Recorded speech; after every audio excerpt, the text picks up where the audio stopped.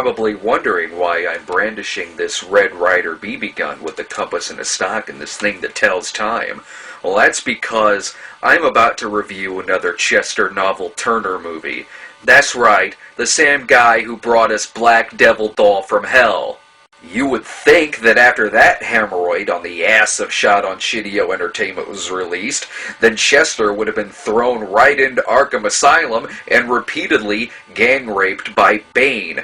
But as we all know, half of the inhabitants at Arkham end up escaping. So, 3 years after the release of Black Devil Doll, we have Tales from the Quadead Zone.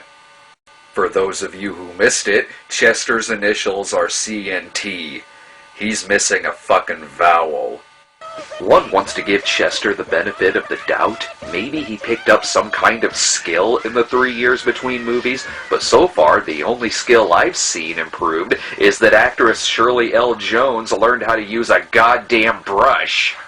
Unfortunately for the viewer, Chester Novell Turner is to writing what Chester Novell Turner is to directing.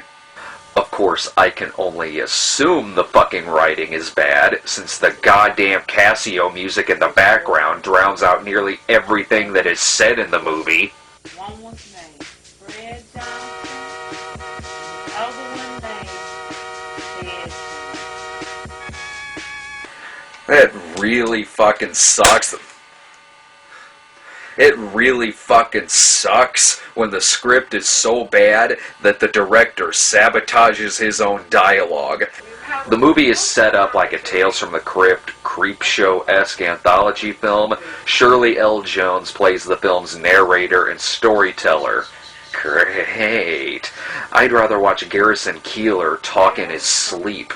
She is reading the stories to the ghost of her dead son, which only seems like an excuse for Chester to show off his incredibly shrinking chair. Okay, so the stories are horribly inappropriate to be telling to adolescent ghosts, but I personally find it funny that the director couldn't even find an actor to sit there and listen to these fucking stories.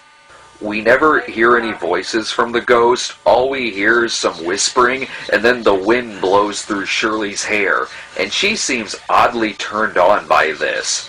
Well, if she likes getting fucked by a verbally abusive doll, then I guess the ghost of her dead son could be a step up. And is it just me, or does the sounds of the ghost almost sound like it's telling her to shush? In the first story, we see a hillbilly family all sitting around the dinner table, repeating the same meal tradition every night. Sandwiches are placed on the table, and when it's time, whoever gets their hands on a sandwich gets to eat for the night, while the others are shit out of luck. Let's forget for a second that they could just cut these sandwiches in half. No, wait, let's not forget that. They could just cut these sandwiches in half. Well, one day the older brother simply has enough and grabs the shotgun to take out a few members of the family. That way, everyone can eat and no one goes hungry. I really don't know what the problem here is. This shotgun-wielding older brother is about 300 pounds. He is clearly getting food from somewhere, so what does he give a shit if he goes without a sandwich that isn't even deep-fried? The next day, the same thing happens, and the brother has to kill off more family members so that there are enough sandwiches to go around.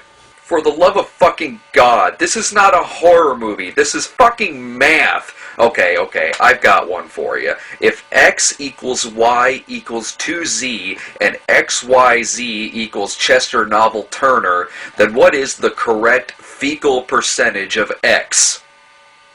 The story doesn't even have a fucking ending either. It just shows title cards explaining what happened to each member of the family thereafter.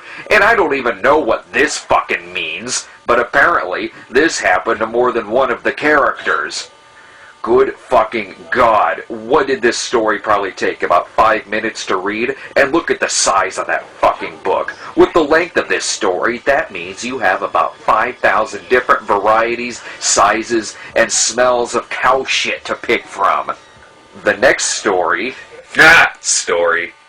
has to do with two brothers, one alive, one dead, And if that wasn't clear to you that they're brothers, then you're in luck because the name of the story is The Brothers. If they want to get that simplistic, then the name of this movie should be either Montezuma's Revenge or Navajo's Spackle Job. In this story, brothers Ted and Fred were never very close in life. Fred was a successful businessman who stole Ted's wife, causing the wife to eventually commit suicide. Ted, on the other hand, is just a poor janitor who was always shown up by Fred. I wish I were dead. Well, Fred ends up passing away, so Ted naturally steals his body from the funeral home. I have learned all that I need to know about Fred and Ted because of this fucking 15-minute sequence with Ted yelling at Fred's corpse. I do not give a shit about these two. In fact, I wish the scene were edited like this. Cheating me all through my life, you son of a bitch, but no more, you been fucking me around, taking what was mine this day in my life. First, when she married, you had to take her away from me. Sherry, my wife, by the time I received her letter, it was too late. There, that just cut several minutes out of your scene, and I still got the fucking point. Ted's plan is to dress Fred up as a clown and then bury him under the house. That'll show him, but of course, that's not the fucking end of the story. Open your eyes. Go ahead, open your eyes. Come to life, asshole. Open your eyes so you can kill your brother. There. Thank you, ass. Fred gets revenge on Ted for his post-mortem Pennywise treatment, and I can't fucking understand what the hell Fred is saying because his voice sounds like if you recorded Stephen Hawking's voice on a vinyl record and played it backwards.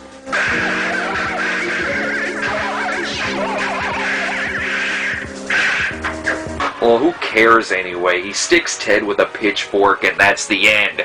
It would be perfectly natural to assume that there are 4 stories in this thing. After all, it is called the Quadead Zone. The movie only has 3 stories. And guess what? Only 2 of them are from the actual book that she is reading. Yeah, that would have been a shame if your anthology movie passed 62 minutes. Why the fuck am I complaining? Okay, you only want 3 stories in your Quadead Zone? Fine. That's a flub I can live with. I am cool with ducking out early. In the 3rd story, that isn't from the book, Shirley's husband comes home and starts pushing her around and screaming at her for talking to ghosts. He even starts beating her with the book.